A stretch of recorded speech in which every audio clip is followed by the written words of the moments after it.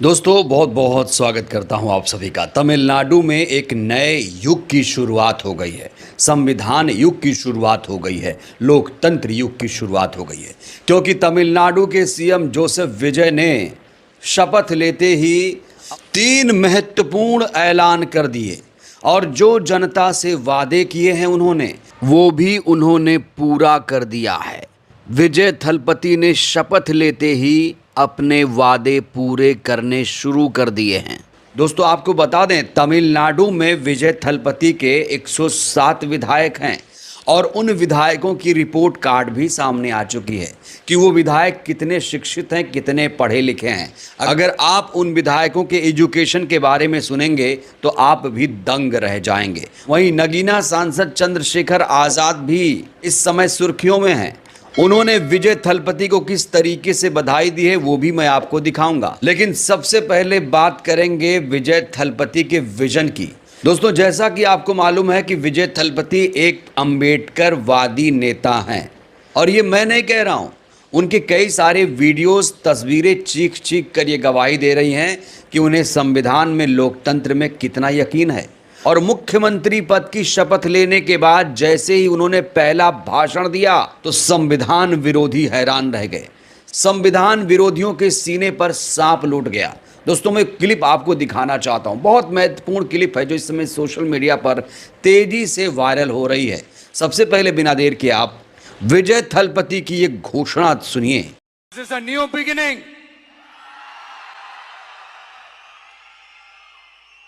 A new era of a real, secular, social justice starts now.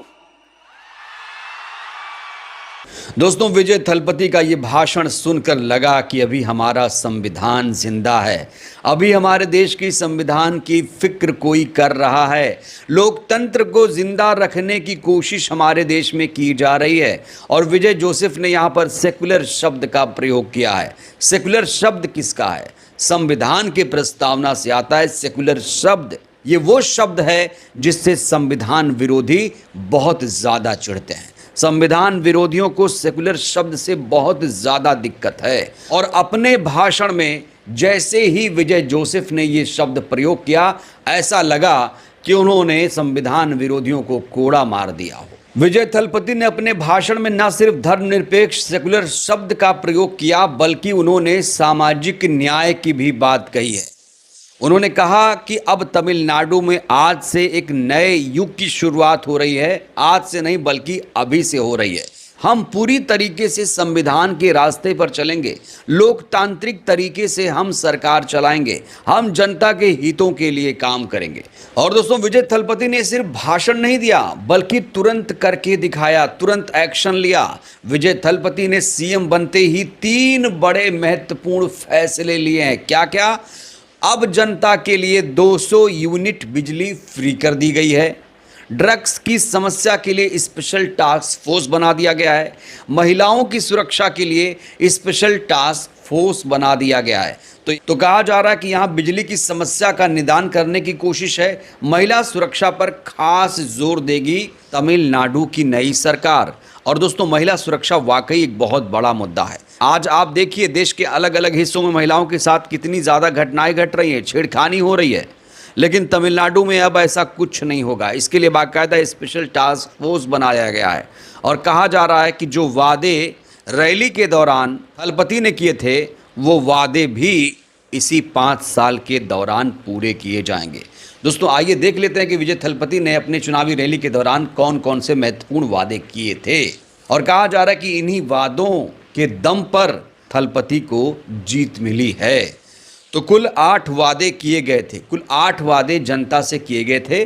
पहला वादा था महिलाओं को हर महीने 2500 रुपये मिलेगा। छात्रों को हर साल 15,000 रुपये मिलेंगे। 200 यूनिट फ्री बिजली मिलेगी। महिलाओं के लिए फ्री बस यात्रा। शादी के लिए 8 ग्राम सोना। बेरोजगार युवाओं को 4,000 हर महीने। साल में 6 फ्री गैस सिलेंडर।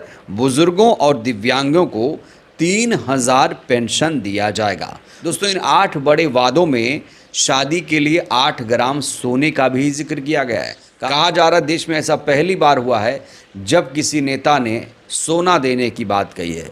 हालांकि प्रधानमंत्री ने रातों रात एक बड़ा ऐलान किया, आपको पता ही होगा। उन्होंने देश के लोगों से अपील करते हुए कहा है कि 1 साल तक देश की जनता सोना ना खरीदे। देश में संकट की स्थिति है, इसलिए अब जनता सोना ही ना खरीदे। ये प्रधानमंत्री नरेंद्र मोदी देश की जनता से अपील कर रहे हैं। तो इस समय नए सीएम विजय थलपति को हर कोई शुभकामना, संदेश, बधाई, मुबारकबाद दे रहा है। इस बीच चंद्रशेखर आज़ाद ने भी विजय थलपति को बधाई संदेश भेजा है।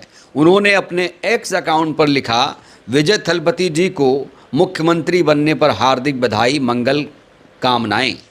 आशा है कि आप बहुजन महापुरुषों की विचारधारा को आगे बढ़ाते हुए तमिलनाडु को समानता, न्याय और विकास के पथ पर अग्रसर करेंगे। तो यहाँ चंद्रशेखर आज़ाद को विजय थलपति से बहुत ज़्यादा उम्मीदें हैं। वो आशा कर रहे हैं कि जिस विचारधारा से विजय थलपति आते हैं वो झूठ नहीं बोलेंगे, क्योंकि विजय थलपति संविधान की बात करते हैं, लोकतंत्र की बात करते हैं, धर्मनिरपेक्ष की बात करते हैं। तो चंद्रशेखर आज़ाद के ट्वीट से भी ऐसा लग रहा है कि वो विजय थलपति से बहुत ज़्यादा प्रभावित हो गए हैं।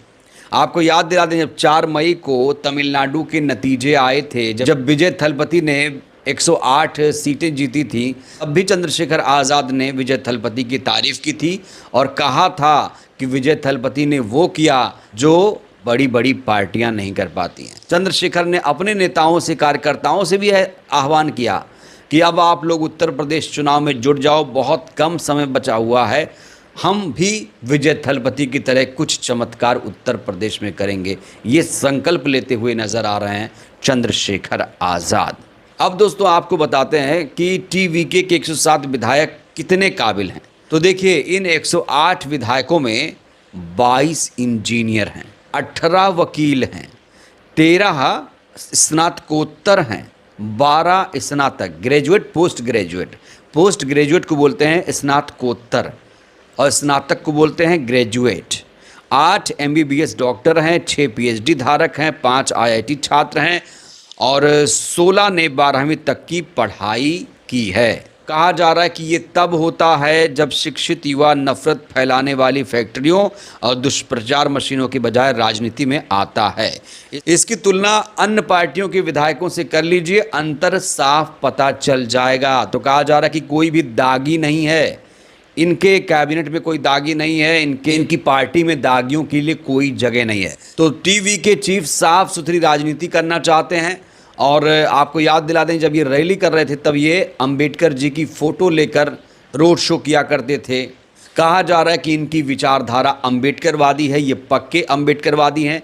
इसीलिए इन्होंने संविधान को बचाने, लोकतंत्र को बचाने का संकल्प लिया है।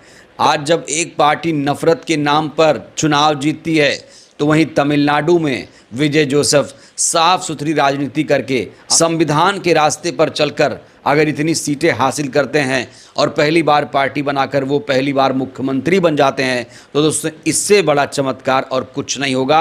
और ये चमत्कार नहीं कहा जा रहा, ये संविधान की वजह से हुआ है। तो आज संविधान, लोकतंत्र को बचाए रखना बहुत ज़रूरी है और इसका संकल्प तमिलनाडु के नए सीएम भी ले चुके हैं। बहरहाल दोस्तों, इस वीडियो में इतना ही। तमिलनाडु के नए सीएम विजय थलपति को आप लोग कैसे बधाई देंगे, कितनी उम्मीदें हैं आपको, राय दीजिएगा। धन्यवाद।